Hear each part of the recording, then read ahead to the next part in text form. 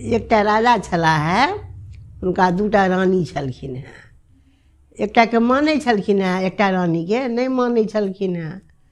एकटा रानी से घर में रखने रहथिन आ एकटा रानी के बाहर में काज करबथिन। बेचारी बाहर में काज ताज करै छली, गाय ताय चराबै छली। तहन फिर घर में एलथि तो फिर कनिया हुनका से दोसर जे कनिया रहथिन रानी से खाय पीवला दै छलखिन हैं। एक दिन वो सुतल छली जंगल में, गाय के चरबै छली आ सुति रहली। नींद लागि गेलनि गाछ तर में ठंडा में, तो सुति रहली।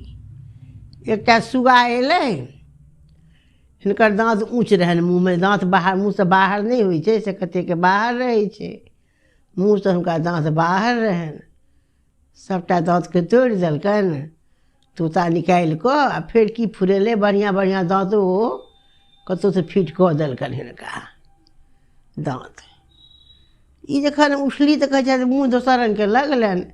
ओहिठाम पोखरि छलैया, पोखरिमे गेली कूड़ा केलथि आ ओ से एकटा फल दहाइ छलैया ओहि पोखरिमे संजोगसँ, ओ फलो खा लेलथि। ओ फलके ई चमत्कार छलैया जे लोक आर सुन्दर भऽ जाइ छलैया, कनि सुन्दरता बढ़ि जाइ छलैया। ओ फल खा कऽ पानि पीलनि, हुनका सुन्दरता बढ़ि गेलनि। तब फेर एलियो घर।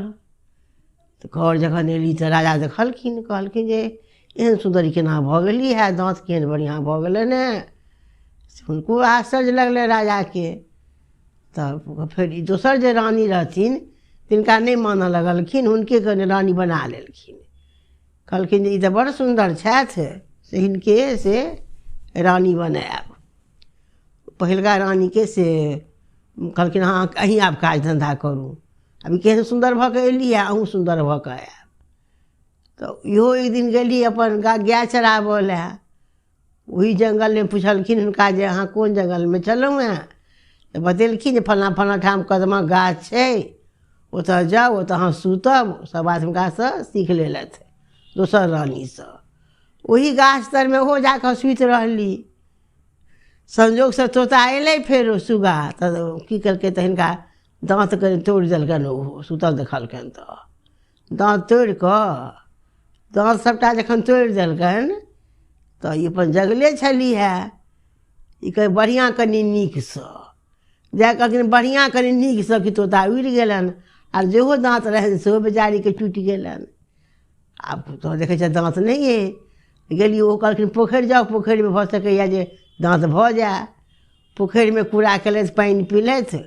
संजोगसँ कोनो गन्दा फल दहाइ छलै सड़ल, ओ खा लेलथि आर दुर्गन्धे भऽ गेलनि देह, महकैत अयली घर।